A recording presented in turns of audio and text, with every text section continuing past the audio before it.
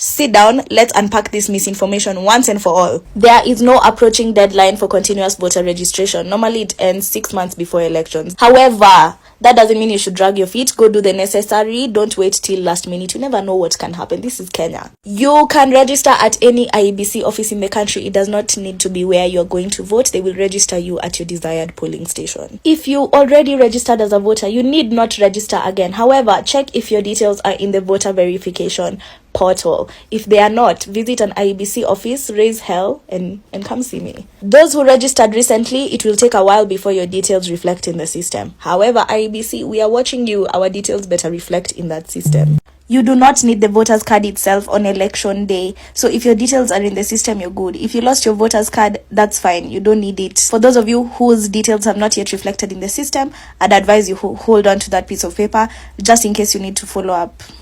I'm telling you, you never know. Criminals will ask for power. A democracy will give it to them. Dictators will ask for power.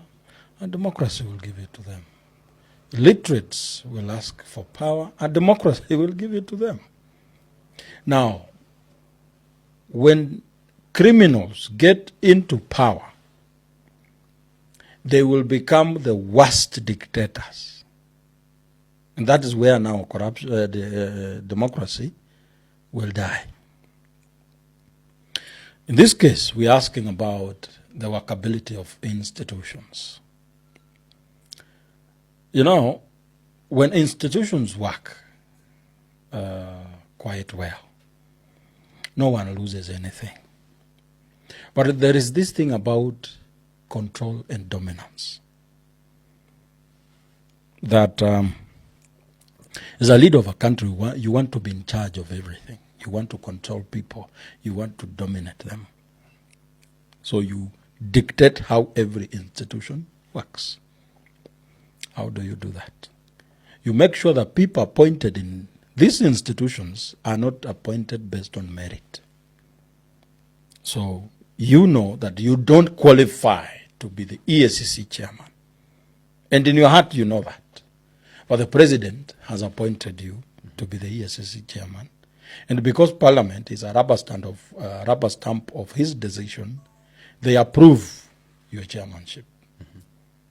So even as you settle in your office, you know that your president did you a favor. Will you turn down his request when he says that now send people to so and so's office and plant evidence? We want to frustrate him. Even if you don't like that decision, but you are in that position, based on his decision, what will you do? You will show up at Natembeya's office, ransack his office, take him to jail, but you don't even publish what you found in that office because you didn't find anything. You understand? So the institutions are used as political weapons against those people who are not speaking the same language with the system. Control and dominance. You make sure that people who can ask questions have the same questions to answer. That no one will ask a question about corruption because they are corrupt themselves. You see? So as a leader of that country, you can even steal confidently knowing that no one will ask a question. Because everyone charged with the task of asking a question about integrity, they do not have integrity. That chapter 6 of the Constitution now does not apply. You see? That's now where institutions fail. And, you know, when you want to control a person, you make them think they are in control. And so you will control them very easily.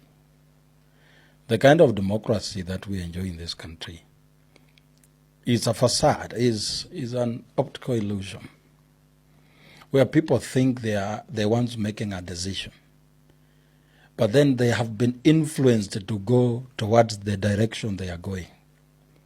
They are not making a decision that is beneficial to themselves, but they think they are doing that. But they are making a decision that serves the interests of some few people somewhere. And they take advantage of the situation of the people. The democracy becomes difficult for the governing group when the people are empowered and they really understand how the system should work and what they want from the system. It becomes easier for the governing elite when people are ignorant and people are constantly dependent on the governing elite. And so, for example, the epitome of democracy should be exercised around elections, where now people come up to decide the kind of leadership they want, the person they would like to lead them. Despite the fact that they know this particular person is good for them, but maybe the person is not in position to offer some instant solution to their pressing issues. They go for the one who is doing that. And the governing elite takes advantage of the situation of the people, mostly poverty. That you make a decision based on who has given you what. You go vote for somebody whose salary cumulatively for a whole term is 50 million. But he campaigned using 80 million. But the people do not pay attention to that, because the mind of every human being is designed for survival. That you look at today, you don't have anything on the table. But this person is offering 200 today, not tomorrow. So you don't look at his credentials. You look at how are you surviving today. So at the end of the day, people think they are the ones making a decision.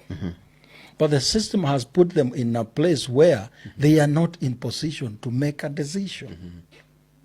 You understand? And so the democratic space that we have, it would be good if its effect on the economy was still positive. Today, I can say we enjoy some good democratic space in a sense that you can speak your mind. Even though we still have cases where people are abducted, there is enforced disappearances. We have very recent cases where our brother Denzel Omondi was found in a ditch and Albert Ojwang was killed.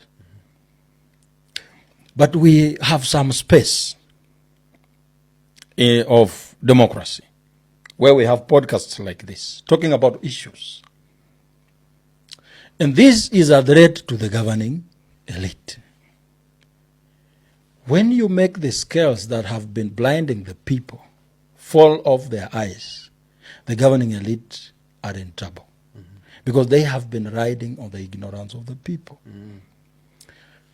For instance, I've given this example so many times. A senator goes to his constituency and tells his voters that I will build a road for you. I will build a road for you. And the people clap because they do not know the duties of a senator. The senator doesn't have a kitty to build anything. His job is purely oversight. Okay. And because people do not understand what they want, they will go for that. But if we put people in a position to interrogate and know what really matters to us, then this democracy will be more meaningful than it is. Wow. Quite interesting. Na hiyo kifo ya Raila ni kama flood, maji, mafuriko. Itaosha ujinga mingi, both Central na Nyanza. Pale Central kuna leaders huwa hawafanyi anything. Siasa yao tu ni wena goma, Raila ni mudo mogoroki, jaruo geke. Kama ufanyi kazi raundi, hauna chance. Kazi yako inakuwa kutaja Raila ndio upate kuelektiwa. Home, direct, bila job raundi. Home, pale Nyanza, kuna watu wanakuwa wameshikilia koti ya Raila hivi. Miauru baba, baba konyo teach, baba malo. Kuna kitu kama hiyo, raundi bila job. Home. Hiyo kifaa Raila anaenda kuosha upuzi mingi kwa ground. Wena modo kweri. Jaruo geke.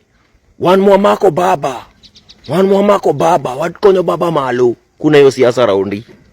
Hi Kenyans, mi sina maneno mingi. All I want to say is Ruto must go. Like yesterday. Bye. Ati black chocolate ni fine melanin bana kutoka nikapate.